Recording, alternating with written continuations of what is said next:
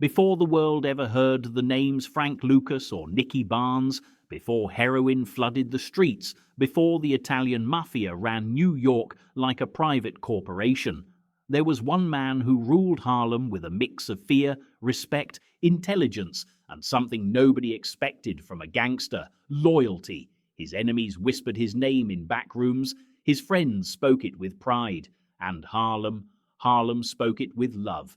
Ellsworth Raymond Johnson, but the world called him something simpler, something sharper, something unforgettable. They called him Bumpy. This story doesn't begin with a king. It begins with a boy, born on Halloween night in Charleston, South Carolina, in a world designed to break boys like him long before they reached manhood. Charleston wasn't a city, it was a cage. Jim Crow didn't just control laws, it controlled air. Every step a black family took came with a warning: know your place. The Johnson family lived modestly, squeezed into a home that held more people than money. His father, William, worked as a fisherman. His mother, Margaret, cleaned the homes of the wealthy. They had 8 children, and Ellsworth was the youngest boy, thin, observant, and unusually bright. His intelligence wasn't ordinary. He skipped 2 grades in school, solved math problems faster than teachers could write them, and could memorize anything just by hearing it once. But brilliance is dangerous in a place where survival often depends on keeping your head down. And Bumpy, he never learned how to keep his head down. His mother spent long stretches working in New York, leaving the younger children in Charleston. Her absence planted something heavy in his chest, a quiet loneliness that grew sharper with time. His older sisters tried to fill the role, but nothing replaces a mother's presence. That emptiness turned into anger, a silent, simmering anger that made him small but fierce, quiet but dangerous. Then came the event that changed everything. His older brother Willie, just 19, was accused of killing a white man. In Charleston, that wasn't an accusation, it was a death sentence. There were no trials, no appeals, just trees, ropes, and mobs who didn't wait for evidence. The Johnson family understood immediately. If Willie stayed another night, he would die before sunrise. They got him out, smuggled him north, sent him to Harlem. 4 years later, they sent 14-year-old Bumpy to join him. He didn't leave Charleston to chase opportunity. He left because opportunity didn't exist. He left because staying meant death. Harlem in 1919 was alive, loud jazz pouring from bars, gamblers yelling at street corners, hustlers selling hope, preachers shouting salvation. It smelled like cigarettes, ambition, whiskey, desperation, and dreams that refused to die. Bumpy stepped into that chaos like a boy stepping into fire, and Harlem started shaping him immediately. On his first day, walking to school, he learned a lesson no textbook ever taught. 6 older boys were gambling on a corner. He tried to walk past. He really did. But trouble always finds the boys who don't fear it. "Hey, country, what you got in your pocket?" Bumpy didn't panic. He didn't stutter. He didn't run. He simply said, "My hand. You want it out? I'll smash it against your head." The first punch was thrown by the bully. The second, fast, sharp, perfect, was thrown by Bumpy. And the third ended the fight. Coins spilled from his fist. He had been holding them as brass knuckles. A dirty trick? Sure. But Harlem didn't reward fairness. Harlem rewarded survival. That moment changed everything. The boys who tried to rob him became allies. Nat, Finley, Junie. 3 names that would stand beside him for decades. Their friendship didn't form in playgrounds, it formed in violence. Bumpy never returned to school after that day, not once. Books couldn't teach what the streets were offering. He swept sidewalks, sold newspapers, shined shoes, hustled small jobs, and then he discovered something more profitable: fear. Business owners paid boys to watch their stores, paid boys to keep trouble away, paid boys to handle problems. Bumpy wasn't just tough, he was smart. He organized things, negotiated, calculated risk. He started offering protection, not as a thug, but as a strategist. That's when he crossed paths with a man Harlem feared more than the police: Bub Hewlett, 6'1", thick arms, a bat in one hand, a gun in the other, and a reputation soaked in blood. Bub walked into a store one day to threaten the owner into paying protection. The owner pointed nervously at the window. A small teenage boy was leaning against Bub's car, arms crossed, staring at him. Bub stepped outside. "You leaning on my car, kid?" "Yeah," Bumpy said. "And you on my block." The store owner nearly fainted. Bub could have smashed him with a single punch. But Bub didn't see a skinny kid. He saw potential. "You got heart," he said. "Work with me." And just like that, Bumpy entered a new world, the underworld. But Bub wasn't just a teacher, he was a stepping stone, because one day Bub introduced him to a woman who ruled Harlem not with muscle, but with mind. A woman who dressed like royalty, walked like she owned the city, and controlled more money than most white bankers downtown, Stephanie St. Clair, the queen of the numbers. And she took one look at Bumpy and knew, this boy is going to be the sharpest blade in Harlem. She hired him not as a thug, not as a lookout, but as her personal protector. And from that moment on, his life ascended into a world of money, danger, power, and war, because the Italians were coming, and Harlem was about to bleed. The first time Bumpy walked beside Stephanie St. Clair, Harlem paused. People stepped aside the way they would for royalty. Men lowered their voices. Women stared. Bumpy had never seen a woman like her, not in Charleston, not even in Harlem. She wore fur coats in the summer, diamonds in the daytime, and she spoke French, English, and Harlem slang with the same authority. This wasn't just a crime boss. This was a ruler, elegant, fearless, ruthless, and brilliant. And she saw something in Bumpy that others missed. He wasn't just muscle. He was a mind. A dangerous one, a calculating one, a mind that belonged beside power, not beneath it. So she didn't treat him like a kid. She treated him like a lieutenant, her shadow, her sword, her shield. The numbers game, the secret heartbeat of Harlem, was St. Clair's empire. A little bet with big dreams. $1 for the chance to win 600. People earning $10 a week played with desperate hope. And every day, millions of dollars moved through Harlem alleys, basements, and back rooms. It was illegal, untaxed, untouchable, and owned by black entrepreneurs. A rare empire not ruled by Italians or Irish gangs. But like every good thing in Harlem, greed eventually came knocking. And his name was Dutch Schultz.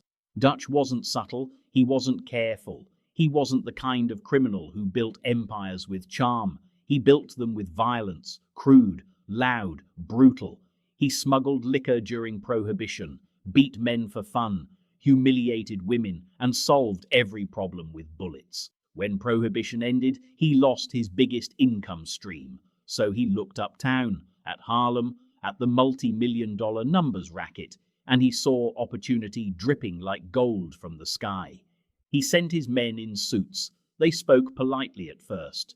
"We're joining your operation. You'll cooperate." Then came the threats, the kidnappings, the beatings, the drive-by shootings. Harlem lottery owners were dragged into cars and dumped miles away. Collectors were pistol-whipped in alleys. Women who carried betting slips were assaulted. Shops were shot up at night. Dutch wasn't trying to join Harlem. He was trying to conquer it. And for the first time in years, Stephanie St. Clair felt pressure, real pressure. The kind that didn't come from the police, but from madness wearing a nice suit. She tightened her operation, strengthened her crews, but every day Dutch pushed further. Then one morning, she walked into her office and said one sentence that changed Harlem's history. "Bring me Bumpy." When he arrived, she didn't waste a second. "They want my empire," she said, "and they'll take it unless we fight." Bumpy listened, quiet, lethal. He had no fear of Dutch Schultz. He had no fear of anyone. "What you want me to do, Queenie?" "Everything," she said. "I want to remind them Harlem does not belong to the Italians, or the Irish, or the Jews. It belongs to us." A small smile crept across Bumpy's face. "Then let's go to war." And just like that, Harlem's bloodiest street war began. But first, Bumpy made a decision that even surprised St. Clair. He wanted to speak to Bub Hewlett. Bub, now working for Dutch, greeted Bumpy with suspicion. "Don't tell me you're going to pick the Queen over me," he said. Bumpy didn't blink. "I ain't picking nobody. I'm picking Harlem." Bub's jaw tightened. "Well, that puts us on opposite sides, don't it?" "Seems like it." Both men smiled, but the smiles didn't reach their eyes. A friendship turned into rivalry, a rivalry into hatred, hatred into destiny. The war began quietly. A shop owner refusing to switch to Dutch suddenly found his windows broken. A Dutch collector disappeared for 3 days and came back with his jaw wired shut. Car engines exploded, bars were robbed, street corners turned into battlegrounds. But Bumpy, he fought differently. He didn't just shoot, he strategized, he outsmarted. He blended into Harlem crowds flawlessly, while Schultz's men stuck out like lost tourists. His team, Nat, Junie, Finley, became his eyes, ears and fists. While Dutch sent 40 men, Bumpy used 10. While Dutch used brutality, Bumpy used precision. The newspapers pretended not to see, but Harlem saw everything. One night, Bumpy stood on a rooftop overlooking the city. Junie asked him, "You ever get scared?" Bumpy lit a cigarette, took a slow drag, and replied, "Only thing I'm scared of is failing Harlem." That was the difference between him and every other gangster New York ever produced. He wasn't fighting for greed. He wasn't fighting for ego. He was fighting because Harlem was all he had, and he would rather die than let Dutch Schultz bleed it dry. But there was something Bumpy didn't know yet. Someone more powerful than Dutch was watching from the shadows. Someone who controlled the city far more quietly, far more intelligently. Someone who had no patience for chaos. His name was Lucky Luciano, and he would soon call for a meeting. But before that meeting could happen, the war took its first major turn. Bub Hewlett, Bumpy's old mentor, was arrested. 2 to 5 years. Nothing to do with the war, but the timing was perfect. Without Bub's muscle, Dutch's operations in Harlem began to crack. Bumpy saw the weakness immediately. Schultz didn't belong in Harlem. He never understood the streets. He never understood the people. He only understood domination. But domination doesn't work where culture runs deeper than fear, and Harlem's culture belonged to St. Clair and Bumpy. With Bub gone, Bumpy tore through Schultz's forces with surgical strikes. Groups of 10 men reduced to 2. Collectors vanished. Money stopped flowing uptown. Schultz grew desperate, angrier, more reckless. He needed someone vicious, someone unhinged, someone who hated Bumpy Johnson more than he loved his own life. That someone was Ulysses Rollins, a man known for violence so random even. Other criminals avoided him. Rollins entered the war like a rabid dog let off a leash. He went after Bumpy personally, chased him, ambushed him, tried to stab him on open streets, tried to shoot him in restaurants, and Bumpy survived every attempt. One night, Rollins came at Bumpy with a knife. They rolled across the ground in a blur of fists and steel. By the time Bumpy stood up, Rollins's face was shredded, one eye hanging by the ligament. Bumpy brushed dirt off his jacket and said, "Now I'm hungry, I'm going to get spaghetti." Then stepped over Rollins's body like it was nothing. Rollins didn't forget. Hours later, bandages still dripping, Rollins found Bumpy in a restaurant and tried to shoot him. The bullet missed his head by an inch, tore through his hat, and killed a woman behind him. That was the night Bumpy swore never to wear hats again, but something far bigger was about to happen. Lucky Luciano, New York's most powerful mafia boss, finally summoned Bumpy, the man who ran Manhattan, the man who controlled the 5 families, the man who decided life and death in New York City, wanted to speak to a young black man from Harlem, not to warn him, not to threaten him, but because Lucky Luciano understood a truth Dutch Schultz never could. Harlem wasn't won with force. Harlem was won with respect, and Bumpy Johnson had earned it. Lucky Luciano didn't send letters. He didn't send invitations. He didn't send warnings. When Lucky wanted you, you just knew. A car pulled up, a door opened, and you went. Bumpy understood this. He understood power, hierarchy, respect, not because he bowed to it, but because he recognized it in himself. So when word came that Luciano wanted a meeting, Bumpy didn't hesitate. He adjusted his jacket, brushed imaginary dust off the shoulders, and said one sentence to Junie: "Let's see what the King of New York wants from the King of Harlem." The meeting took place in a quiet apartment overlooking the East River, guarded by men who looked like they could commit murder with a smile. Bumpy walked in alone. Lucky Luciano was sitting at a polished table, cigarette burning between his fingers, eyes sharp enough to cut glass. He didn't rise, he didn't gesture, he didn't need to. Bumpy sat. For a moment, neither man spoke. They simply studied each other. Two predators, two strategists, two men who understood the weight of reputation. Then Luciano broke the silence. "You're causing trouble uptown." Bumpy smirked. "I'm cleaning my house." Lucky nodded, like he expected that answer. "You know I don't mind business, but I mind chaos. And Dutch Schultz, he's chaos." The words hung in the room like smoke. It was the first time Luciano ever admitted he was unhappy with Schultz. It was also the first time Bumpy realized he wasn't fighting alone. Lucky leaned forward. "My people don't like fighting with your people. Harlem's complicated." "Harlem's ours," Bumpy corrected. "It belongs to the people who built it, not outsiders." Luciano actually smiled at that. "That's why I wanted to meet you.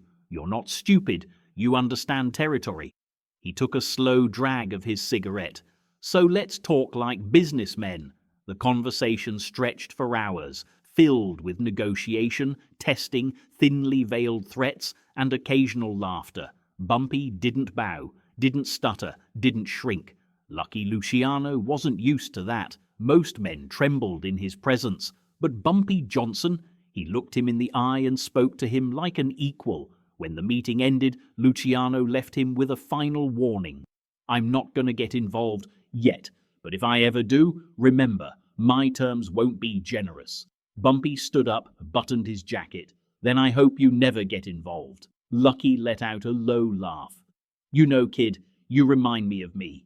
And that was that. No deals, no alliances, no surrender. But respect? Yes, mutual respect. Something Dutch Schultz never earned. Something that would soon change the entire war. Because while Bumpy was fighting in the streets, Luciano was watching from above, deciding Dutch's fate. And Dutch was digging his own grave with every decision he made. The war continued, gunshots in alleys, cars riddled with bullets, men disappearing. But then something happened that shifted the balance. Dutch Schultz made a mistake, a fatal one. He decided he was going to kill a federal prosecutor named Thomas Dewey. And that was a suicide note. Because Dewey wasn't just some lawyer, he was protected, watched, untouchable. When Luciano heard Dutch's plan, he knew immediately. If he kills Dewey, the heat comes down on all of us. The five families didn't run New York because they were violent. They ran it because they were smart enough to avoid the kind of stupidity Dutch was about to commit. So Lucky made the call. Dutch Schultz had to die. Not for Harlem, not for Bumpy, for the stability of the entire New York underworld. Meanwhile, Bumpy didn't know any of this. He was on the streets planning his next move when news came through Harlem like an echo. Dutch Schultz had been shot in a restaurant in New Jersey. He died in the hospital shortly after. Just like that, the war was over. Bumpy had fought him, blew up his cars, broke his collectors, outsmarted his men, endured assassination attempts. But in the end, Dutch wasn't killed by Harlem. He was killed by the very people he thought controlled the world he ruled. His own kind, his own allies, his own world. Bumpy didn't celebrate, he didn't cheer, he didn't parade. He simply nodded and said, "Good, now Harlem can breathe again." But a question remained. Who would control the numbers now? Would the Italians flood in and claim Harlem like fresh territory? Would Luciano's people push aside the black bankers? Would Bumpy become just another pawn? Those questions were answered 1 week later, when Luciano called Bumpy for a second meeting. This time, the tone was different. Luciano wasn't speaking to him as an outsider or as a rival. He was speaking to him as the man who held Harlem in the palm of his hand. Luciano laid out his terms. He wouldn't interfere with the existing black bankers, the ones who supported Bumpy during the war, but any new operations, any fresh expansions, any new numbers banks, those would fall under Mafia oversight. Bumpy listened carefully. Then he said something no black man in New York had ever dared to say to Lucky Luciano. "I want to be your partner." Luciano raised an eyebrow. "You want to join us?" "No," Bumpy said. "I want you to join me in Harlem. No moves get made without me agreeing, and I get a cut." The silence was heavy. Luciano leaned back, crossed his arms, and stared at Bumpy like he was evaluating a rare animal. "You know I could kill you," Lucky said quietly.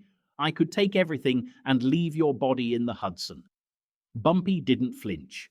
"You wouldn't.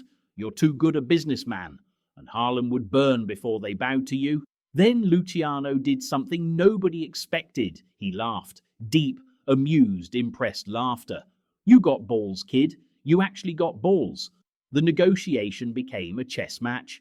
Not just metaphorically, they actually played a game of chess during the conversation. Bumpy won the first round. Lucky won the second. The last two ended in draws. Two men, evenly matched. Two minds thinking 5 steps ahead. When they finally sealed the agreement, Bumpy didn't celebrate. He simply stood up, shook Luciano's hand, and said, "Harlem stays Harlem." Luciano replied, "And business stays business." That was the moment Bumpy Johnson became something more than a gangster. He became the only black man in America ever recognized formally as an equal by the Italian Mafia. Not a subordinate, not a tool, not a soldier, an ambassador, a leader, the Godfather of Harlem. And Harlem embraced him like a king. But kings attract enemies, and sometimes the deadliest enemies are the ones you invite into your home yourself. Bumpy's rise was almost complete, his reputation untouchable, his control solid, his alliances strong. But the next chapter of his life wouldn't be shaped by guns, Italians, or police. It would be shaped by something far more painful, betrayal. And this betrayal would not come from a rival. It would come from someone he loved like a son. Bumpy Johnson had built empires, ended wars, negotiated with kings of the underworld, and carved his name into Harlem's streets like a legend carved into stone. But the one thing even legends can't predict is betrayal. And betrayal never comes from strangers. It always comes from those you bring closest. Flash Walker wasn't supposed to be a problem. He wasn't a rival, a gangster, or a threat. He was just a skinny, smooth-talking kid, an orphan who drifted through Harlem looking for a purpose. The night Bumpy first met him, Flash was desperate. No money, no family, no direction. A friend brought him to Bumpy, hoping for mercy. And Bumpy, despite everything he'd seen, everything he'd survived, still had a soft spot for lost boys. "Give him a little work," Bumpy told his wife. "Let him help around the house." It began simply. Cleaning, running errands, carrying groceries. But Flash had something dangerous. Charm. People liked him. They trusted him. He made women smile and men loosen their pockets. Soon Bumpy noticed how quickly Flash learned things. He watched the numbers, watched the collection routes, watched the crew, watched how money moved through Harlem like blood in veins. Bumpy saw potential, and it felt good, too good, to guide someone who looked at him not as a boss, but as a father. So he gave Flash a chance, a real chance. He moved him from household chores to business errands, then from errands to actual numbers work. Flash handled betting slips, managed customers, encouraged higher bets, and brought in more money than anyone expected. The kid was valuable, so valuable that within 2 years, Flash Walker became Bumpy Johnson's most profitable young worker. People whispered, Bumpy finally got himself a son. And for the first time in his life, he didn't reject the idea. But the problem with loving someone in the underworld is that love becomes a weakness, and someone else saw that weakness. A local pimp, slick, greedy, desperate to make quick money, approached Flash one night with an offer. Cashing stolen checks, he said. Easy money, no heat, nobody gets hurt. Flash was young, reckless. He thought he was smarter than the game. He used Bumpy's bank account, cashed stolen checks into it, thousands of dollars. The bank noticed. They always notice. The call came on a grey morning. Mr. Johnson, we need you to come in. There's an issue with your account. Bumpy knew the moment he heard the tone. Something was wrong. The banker showed him the fraudulent checks. Bumpy stared at them silently, jaw tightening, fury rising like heat from a furnace. He kept calm. He fixed the issue. He smoothed it over like the professional he was, but inside, a storm was building. He drove home, shoulders tight, knuckles white on the steering wheel. He didn't know he was about to walk into something even worse. His daughter approached him as soon as he entered. "Daddy, Flash was here today." Bumpy relaxed a little. "Okay, what about him?" She hesitated, uncomfortable. "He patted me on the butt." Silence. Absolute. Dangerous. Heavy. "What did you say?"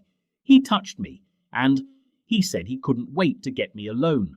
Bumpy froze in place, part rage, part disbelief. Then his other daughter came in, voice shaky. "He did it to me too, Daddy." A quiet moment passed. Bumpy's eyes turned dark. A calmness fell over him, the kind of calm that signals a man is about to commit violence without hesitation. He didn't raise his voice, didn't scream, didn't roar. He simply whispered, "Where is he?" Seconds later, Bumpy was out the door, out the house, down the steps, into his Cadillac, engine roaring like thunder. He found Flash outside his home. Flash smiled, unaware of the storm he was about to face. "What's wrong, boss man?" The punch landed so fast Flash didn't even see it.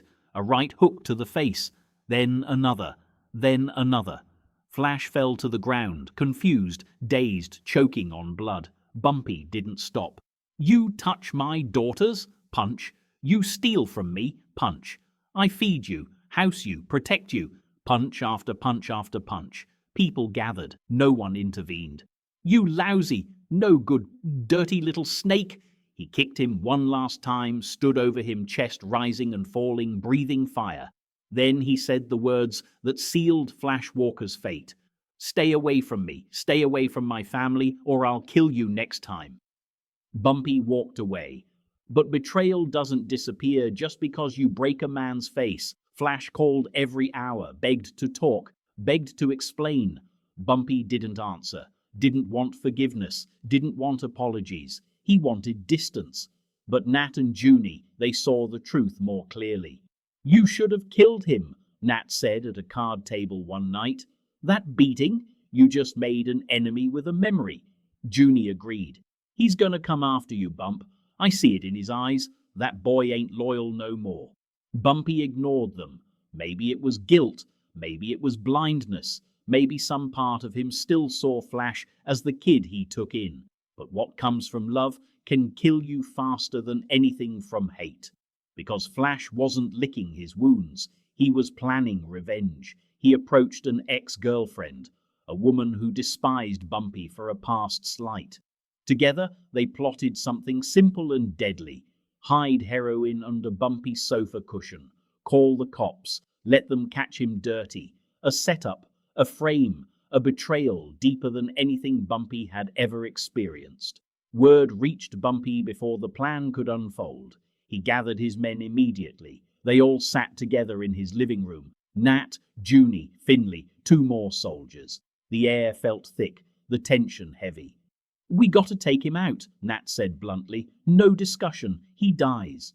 Bumpy stayed quiet, thinking, calculating. He wasn't a man who killed in anger. He killed with purpose, with logic, with rules. But before they could act, it happened. A knock on the door. 2 federal narcotics agents. "Ellsworth Johnson, you're under arrest." Flash had beaten them to it, taken by police, dragged into federal custody, accused of selling heroin. Bumpy, denied everything, and the agents surprisingly believed him, because no one in Harlem history had ever tied Bumpy to drugs. He was a gambler, a racketeer, a businessman, but drugs, not his game, not his style. Still, the feds didn't care about truth. They cared about pressure. They cared about leverage. They cared about what they could force out of him. The case went federal. The pressure intensified. Agents hounded him, bargained with him, threatened him. Give us names and we'll drop the charges. Bumpy told them to go to hell. He spent thousands on lawyers, fought in court for months, clung to hope. But the jury only deliberated for 3 hours. Guilty, 15 years, for a crime he didn't commit. The courtroom fell silent. His wife cried silently. His friends lowered their heads. Flash Walker had done what the Italian Mafia never could. He took down the Godfather of Harlem, and Bumpy was sent to the one place even he feared, Alcatraz, the island of broken men, the prison of no return. And behind those cold walls, something extraordinary was about to happen, something that would turn Bumpy Johnson into a legend even among criminals. Alcatraz wasn't a prison. It was a graveyard for men who were still breathing, a slab of cold concrete in the middle of the San Francisco Bay, surrounded by icy currents, murderous waves, and guards who treated prisoners like ghosts. The moment Bumpy stepped off the boat and onto the island, he felt it, a chill, not from the wind, but from the silence. No laughter, no voices, just the sharp rhythm of boots, steel doors, and broken souls. Most men entered Alcatraz terrified. Bumpy entered calculating. He scanned everything, the walls, the guards, the patterns, the weaknesses. Places like this didn't break men like him, they sharpened them. What he didn't expect was that someone else powerful was already inside. Lucky Luciano, the same man he negotiated with, the same man he played chess with, the same man he once saved on the prison yard in another facility when someone tried to stab him. Bumpy didn't know Luciano had been transferred. Luciano didn't know Bumpy was coming. When the guards marched Bumpy past the yard, Luciano stood among other inmates, calm, observant, unreadable. Their eyes met. Luciano smirked. Well, Harlem royalty. Bumpy nodded once. Italy's finest. No handshake, no embrace. Just two men acknowledging the rare luxury of familiarity in a world built to erase identities. They walked together later that day without saying why. It wasn't friendship. It wasn't alliance. It was understanding. Bumpy had protected Luciano before. Now Luciano protected Bumpy. Nobody touched him. Nobody threatened him. Nobody challenged him. Because protecting Bumpy wasn't just loyalty. It was smart business. Bumpy was useful, respected, lethal when he needed to be, but calm when others weren't. On the yard, the two men often stood quietly, talking in low voices about Harlem, about New York, about moves being made on the outside. Luciano once said, "You should have been a politician, Bumpy. You think 5 steps ahead." Bumpy replied, "I am a politician. Harlem's my office." Time passed slowly, painfully. Alcatraz crushed most men. The isolation suffocated them. The monotony drained hope. Some prisoners simply stopped speaking. Others lost their minds. But Bumpy stayed sharp. He observed. He listened. He planned. There was one thing everyone in Alcatraz whispered about: the impossible escape. The island wasn't designed to hold men. It was designed to destroy them. Then came 3 inmates, Frank Morris and the Anglin brothers. Smart, cunning, quiet, and they noticed something about Bumpy. He had connections. He had respect. He had something no one else had in Alcatraz, a network outside. Rumors say they approached him with a plan, a real plan. Not a fantasy. Escape through vents. Escape through tunnels dug with spoons. Escape on a homemade raft. But a raft needed something. Material, tools, contacts, something or someone only a man like Bumpy could influence from behind bars. To this day, nobody knows exactly what role Bumpy played, Some say he arranged for materials to be smuggled in. Others say he coordinated the timing. Others say he secured help outside the island to complete the final steps. Nothing was proven. What is known is this: on June 11, 1962, 3 prisoners vanished, their beds filled with plaster heads to fool the guards, their cells empty, their tracks erased. The FBI claimed they drowned. The guards claimed they died. The newspapers claimed it was failure. But men who knew Bumpy, men who understood him, they whispered that if Bumpy Johnson helped someone escape, then they escaped. No one ever found the bodies. No one ever found evidence. No one ever found the truth. But in Harlem barbershops decades later, old men still said, Bumpy made that escape possible. You don't cross the San Francisco Bay with good luck. You cross it with help. Then they'd look around, lower their voices and add, Bumpy knew people everywhere. He served 10 years, not 15, not 14, 10. Good behavior, the officials claimed. Overcrowding, they said. But the truth was simple. Bumpy Johnson was too known, too influential, too respected, even inside the country's most feared prison. He walked out in 1963, older, thinner, but harder. His eyes held a new calm, the kind that comes from being surrounded by death and refusing to let it win. Junie came to pick him up in a 1962 Cadillac Eldorado convertible, shiny black with red leather seats. He parked right at the gate like it was a royal carriage. Bumpy stepped out of prison, breathing free air for the first time in a decade. When Junie saw him, he whistled. "Damn, Bump, you look like you could break the car in half." Bumpy grinned softly. "I might." As they drove across the bridge, Junie filled him in on everything. Who rose, who fell, who survived, who died. Harlem had changed. New faces controlled corners. New gangs fought for power. New money flowed differently. But there was one thing Junie didn't tell him. He didn't warn him about the crowd waiting uptown. When the Cadillac rolled into Harlem, the streets began to stir. People stepped out of shops. Men raised their heads. Women gasped. Children ran. Word spread like fire. Bumpy's home. Bumpy's out. Godfather's back. The car slowed as people poured into the streets, clapping, cheering, crying. Confetti flew. Horns honked. Old ladies prayed. Men hugged strangers. It was a welcome home fit for a president. And Bumpy stood up in the passenger seat, eyes wet, overwhelmed at the sight of a community that never forgot him. After a decade behind bars, Harlem hadn't replaced him. It waited for him, and he knew one thing instantly. His story wasn't ending. It was restarting. But the Harlem he returned to, it wasn't the Harlem he left. It was more dangerous, more chaotic, more crowded with new criminals who didn't know his name, didn't fear his reputation, and didn't respect the old rules. And the Italians, they had grown bolder in his absence. A storm was brewing, and the man who once tamed Harlem was stepping right back into the fire. Harlem had waited a long time for Bumpy Johnson, but Harlem had also changed. 10 years is a lifetime in the underworld. A decade can turn kings into ghosts, legends into memories, and rules into dust. But when Bumpy stepped back into his neighborhood, he felt something wrong immediately. Harlem was louder, darker, meaner, and it wasn't the chaos of hungry hustlers or desperate gamblers. This was organized, disciplined, and foreign. The Italians had moved deeper uptown, too deep. Junie explained it as they cruised through the blocks. They're running the new spots. They taxing everybody. Nobody opens anything without their say-so.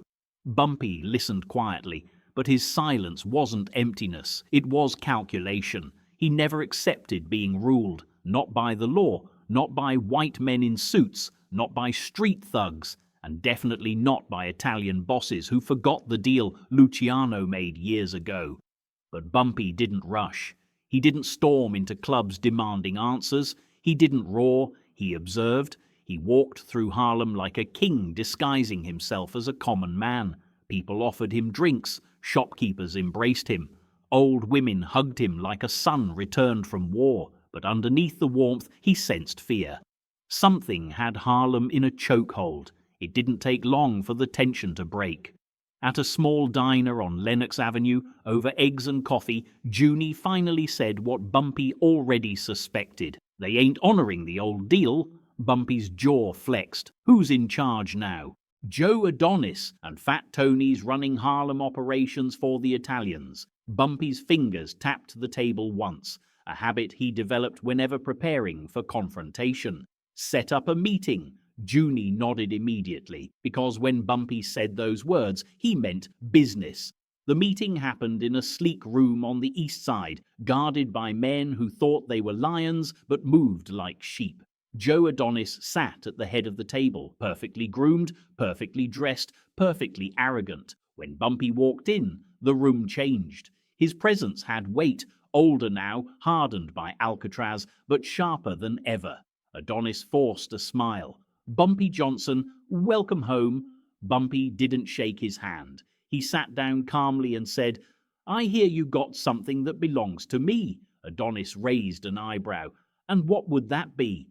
"My neighborhood, my agreement, my cut." The room stiffened. Fat Tony leaned forward. "Things changed while you were gone." Bumpy smiled lightly. "That's what they all say before they get educated." Adonis tried to speak in a soothing tone. "You want to reopen a numbers spot? That's fine, but you bank through us. We'll make sure you get a fair cut." "Fair cut," Bumpy repeated softly. "That's funny. You know why? Because the deal I made wasn't about fairness. It was about respect." Fat Tony shrugged. "The people who made that deal aren't here anymore."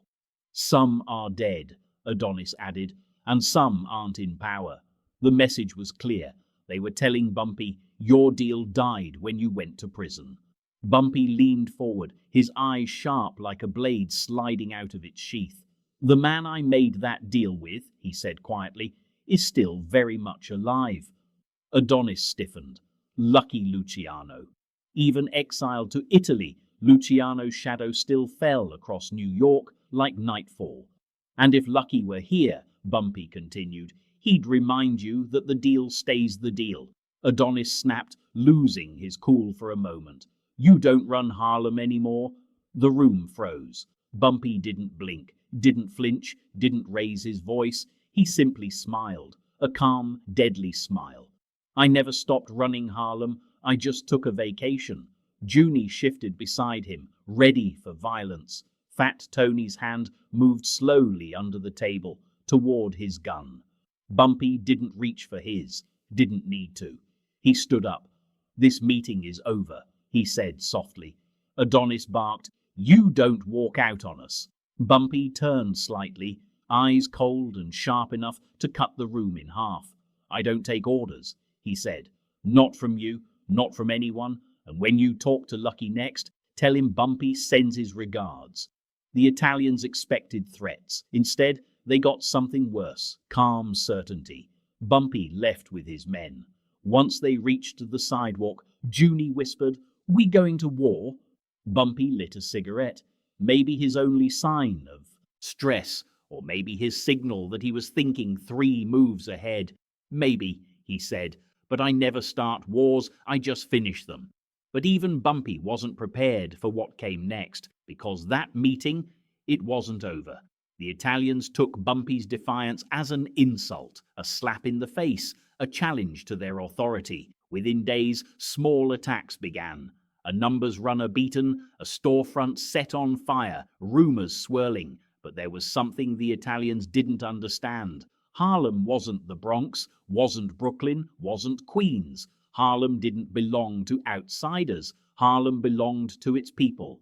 And those people still worshipped Bumpy Johnson. The Italians underestimated the one thing that separated Bumpy from every gangster before and after him. He didn't rule Harlem with violence. He ruled it with love. And people fight harder for a man they love than for a man they fear. The tension reached a breaking point when Bumpy received a message from Joe Adonis. A simple message, cold, final. "You get one chance to fall in line." Bumpy crumpled the paper, dropped it on the sidewalk, and stepped on it. Then he said the words Harlem had been waiting 10 years to hear. Time to remind them who owns this place. Bumpy didn't move recklessly. He never had. He didn't storm into Italian clubs, guns blazing, or send his men on wild suicide missions. He moved the way he always moved, like a general who knew his enemy before firing a single shot. The Italians were older, stronger, better funded, better armed, but they lacked one thing. They didn't understand Harlem. Harlem wasn't just territory, it wasn't just streets and corners and gambling spots. It was a community, a pulse, a rhythm, a code, and that code didn't bow to outsiders. Never had, never would. So Bumpy's first move wasn't violence, it was presence. He walked through Harlem openly, calmly every day. Lenox, 7th Avenue, 135th Street, Sugar Hill, the bars, the clubs, the storefronts. He shook hands, accepted hugs, listened to complaints, gave money to families, helped shop owners fix broken windows. When people greeted him, they didn't say hello. They said, Bumpy's back. And the Italians saw it, and they hated it. Because you can control fear, you can own fear, but you can't kill love. Not with guns, not with intimidation, not with money. The Italians had forgotten that Harlem wasn't just a place Bumpy ruled. It was a place that ruled with him. But things escalated one night when Fat Tony sent 2 men to send a message. They didn't shoot, they didn't stab, they didn't rob. They followed Bumpy's wife. They scared her, cornered her for a moment outside a grocery store, muttered a warning, made sure she understood that her husband's resistance would cost the family. Bumpy heard about it within minutes. His wife tried to calm him, but he didn't hear a word. Her safety was the one line nobody dared cross. Not even Luciano had crossed it. Not even Dutch Schultz tried that. This was different. This was arrogance, ignorance, stupidity. Junie stepped forward immediately. Give the word, Bump. But Bumpy didn't rage, didn't break things, didn't shout. He sat on the edge of the bed, rubbed his wife's shoulders, kissed her forehead, and then whispered, They think I'm old. They think I'm weak. They think I forgot how to teach lessons. He stood up, and Harlem knew a storm was coming. The next morning, Joe Adonis woke up to news he didn't expect. 2 of his men, 2 of his tough guys, were found tied to a light pole on 125th Street, beaten, bloodied, bruised, and naked.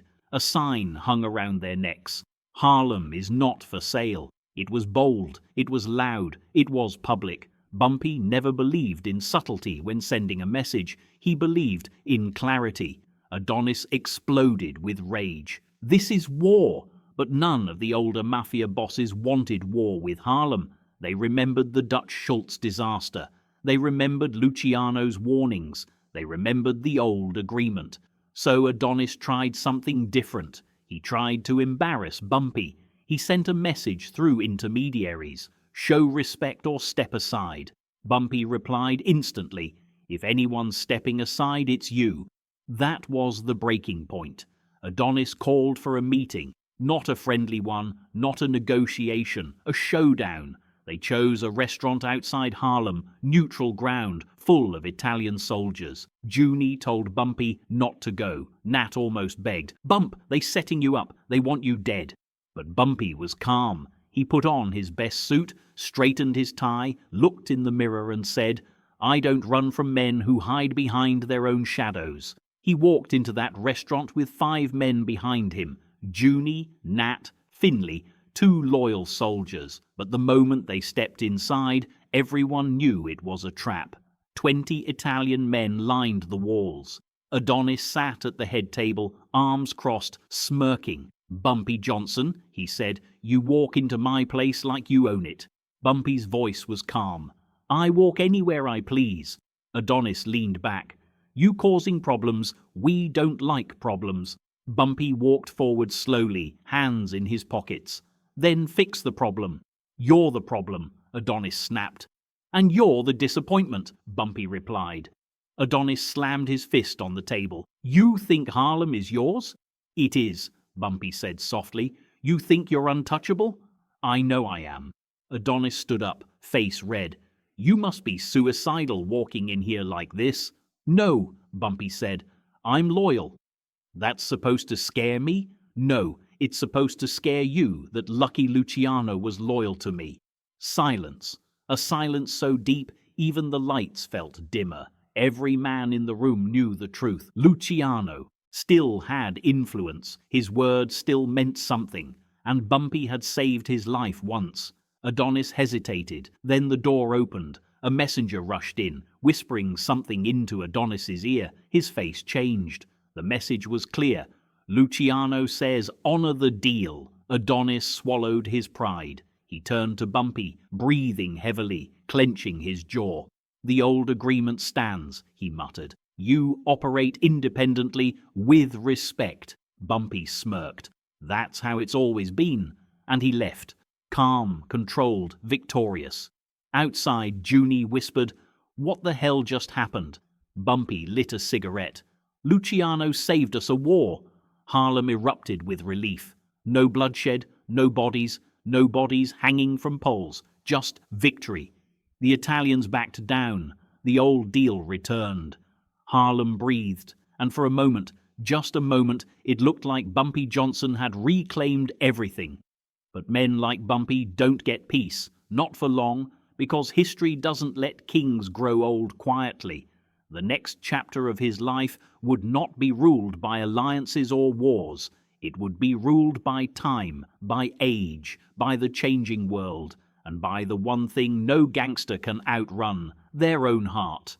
For the first time in a long time, Harlem belonged to Bumpy Johnson again. The Italians backed down. The old deal returned. The crowds welcomed him with open arms. Harlem breathed easier under its rightful king. But beneath the surface, the world was changing. The underworld was evolving. And the next wave of crime wasn't built on numbers, gambling, or protection. It was built on powder. Heroin was carving its way into New York like a disease. Every corner had whispers about a new product, cheap, addictive, unstoppable. Men who once collected numbers were now selling needles. Teenagers who once dreamed of jazz clubs were overdosing in hallways. And the saddest part? Bumpy Johnson came home to find Harlem fighting a different enemy. Not the Mafia, not the police, but itself. Older hustlers were gone. Younger gangs ruled blocks they didn't understand. Heroin made cowards brave and brave men stupid. One night in a smoky club on Lenox Avenue, Junie leaned toward Bumpy and said, "This ain't our Harlem no more." Bumpy watched the room, boys barely 20, exchanging small bags for cash. Girls with glazed eyes, music loud enough to hide desperation. "No," Bumpy said quietly, "it ain't." He didn't want to get involved in drugs. He had always refused that world. Gambling was a game, but heroin was death. But death was profitable, and the new generation didn't care about rules or community or pride. They cared about money. One night, Bumpy confronted a young dealer on his block. "You selling poison out here?" he asked. The kid smirked. "You ain't the boss no more, old man." Junie moved fast, grabbing the kid by the collar, but Bumpy raised a hand. He looked the dealer in the eye, and with a calm voice that carried weight sharper than any gun, he said, "If you're still on this corner tomorrow, you won't see the one after." And the kid left. Because even in a new Harlem, even with heroin spreading like wildfire, even with younger gangs rising, Bumpy Johnson still meant something. But something floated in the back of Bumpy's mind, a weight he couldn't shake. Time. It had been creeping behind him for years. 30 years of fights, beatings, gunshots, stress, betrayals, and 10 years in a cell built to break the human spirit. You can outrun bullets, you can outthink enemies, you can outfight rivals, but nobody outruns time, and time had begun pulling at Bumpy's heart, quietly, steadily, dangerously. He ignored the chest pain at first, ignored the heaviness in his arms, the shortness of breath after climbing stairs. He chalked it up to stress, old injuries, long nights. But Harlem noticed. His wife noticed. Junie noticed. Even strangers could see the fatigue in his walk. Still, he refused to slow down. One afternoon, an old friend said, "Bump, you need to rest. You ain't 20 no more." Bumpy smiled. "I haven't been 20 since I was 12. But even jokes couldn't hide the truth. The world was turning faster than him now. Frank Lucas, a younger hustler with ambition burning hotter than Harlem itself, began rising quietly, staying close to Bumpy, learning from him, studying him. Others saw it too. The new age of Harlem's underworld was already being shaped, but not by Bumpy, by men who came after him. He wasn't jealous, he wasn't bitter, but he wasn't blind either. One night he sat at the edge of his bed, staring at his hands. Hands that once fought off gangs, shook Lucky Luciano's, protected Harlem. They trembled slightly. He closed them slowly, whispering to himself, "Still got some fight left." But fate wasn't waiting. On a warm evening in July 1968, Bumpy walked into Wells' restaurant in Harlem, a place he loved, a place that always felt like home. He ordered chicken. He laughed with the manager. He chatted with a musician. He greeted people who came up to shake his hand. Then, in the middle of a conversation, he stopped, clutched his chest, closed his eyes, and collapsed silently to the floor. No gunshot, no fight, no enemies, no war. Just a heart, tired of carrying too much weight for too many years. People rushed to him, cried his name, shouted for help. But by the time the ambulance arrived, the Godfather of Harlem was gone, 62 years old. Harlem mourned like a city that had lost a father. Crowds filled the streets, old men cried, young men stood in silence. Women placed flowers by the restaurant door. People who hated him respected him. People who feared him admired him. And people who loved him, they broke. 1,000 stories flowed through Harlem that week. Stories of Bumpy giving money to families. Stories of him protecting shop owners. Stories of him stopping drugs from entering neighborhoods. Stories of him fighting the mafia with nothing but loyalty and wit. Stories of him feeding hungry children. To some, he was a criminal. To others, a hero. But to Harlem, he was something rare. A man who didn't just take from his community, he defended it. His funeral was more than a farewell. It was a reminder. Harlem had lost its guardian, its strategist, its iron backbone. Because Bumpy Johnson wasn't just a gangster. He was Harlem's balance, its unofficial mayor, its shield. And when he left, a new era took over. One more ruthless, more deadly, more chaotic. Frank Lucas, Nicky Barnes, new bosses, new rules, new poison. But no matter who came afterward, no one ever replaced Bumpy Johnson. Not in legend, not in memory, not in Harlem's heart. His story ended where it began, in the streets that raised him, shaped him, loved him, and buried him. And if you walk through those streets today, you'll still hear whispers in barbershops, alleyways, diners, and old jazz clubs. We ain't never had another like Bumpy. Man kept Harlem together. He was the last of his kind. Because in a world full of villains and heroes, Bumpy Johnson was something more complicated, something rare, a gangster with a conscience, a criminal with a code, a king without a crown, a legend carved into concrete. And Harlem never forgets its legends. Harlem moved on, but it never moved past him. Even after the funeral crowds faded, after the newspapers stopped printing his name, after the next generation of gangsters carved out their own paths, Bumpy Johnson remained a shadow over the streets, not a haunting, a reminder, because Harlem wasn't just losing a man, it was losing an era, a time when loyalty meant everything, when a handshake was a contract, when men understood the meaning of consequences. The younger hustlers didn't see it that way. They saw opportunity, a vacuum, a chance to be the next king without understanding the throne they were chasing. Frank Lucas grew louder, Nicky Barnes grew bolder. The heroin trade exploded, swallowing Harlem block by block, until the neighborhood Bumpy once protected became a battlefield of addiction. He wasn't there to stop it, wasn't there to warn them, wasn't there to keep the balance between ambition and chaos. Maybe he wouldn't have succeeded, maybe the tide was too strong, Maybe the world had already decided his kind of leadership was outdated, but Harlem believed in him. Harlem knew if Bumpy had lived, things would have been different. Some say he was a criminal, some say he was a villain, but the people who lived here, the people he fed, protected, defended, they spoke differently. To them, he was the man who stood between Harlem and the world that tried to swallow it whole, a man who hated bullies, a man who stopped the Italians from turning Harlem into a colony, a man who fought corrupt cops with their own tactics, a man who didn't let outsiders disrespect his community, a man who gave back more than he took. He was flawed, he was fierce, he was dangerous, he was generous, he was bumpy. And even today, in old jazz clubs where the lights are dim and the walls smell like decades of cigarette smoke, you'll find elderly folks telling stories. Stories about Bumpy stepping between a shopkeeper and a loan shark. Stories about him returning lost wallets with every dollar inside. Stories of him handing out turkeys on Thanksgiving. Stories about him facing men twice his power without blinking. Stories about him standing in front of Lucky Luciano speaking as an equal. Stories about him fighting Dutch Schultz when the world told him Harlem couldn't win. Stories about him coming home from Alcatraz to crowds cheering like they were welcoming a president. To Harlem, he wasn't fiction, he wasn't myth, he wasn't a character, he was real as the bricks on 125th Street, as real as the music coming out of the Apollo, as real as the sweat, the struggle, the survival that defined Harlem.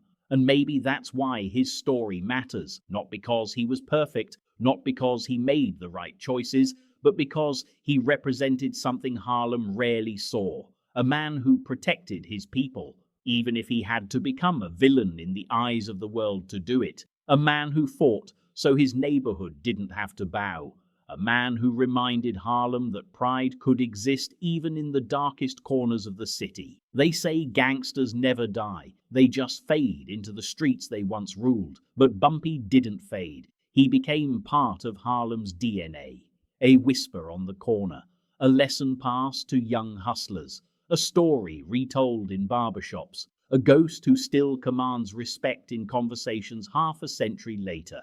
And every generation that grows up here learns the name eventually, the way you learn the names of Harlem's saints and sinners.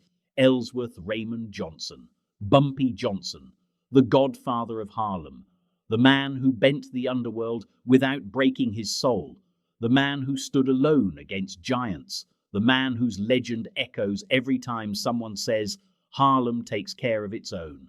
And somewhere, if legends can hear, maybe Bumpy is smiling, because Harlem still remembers. And remembering, that's what keeps a king alive long after he's gone.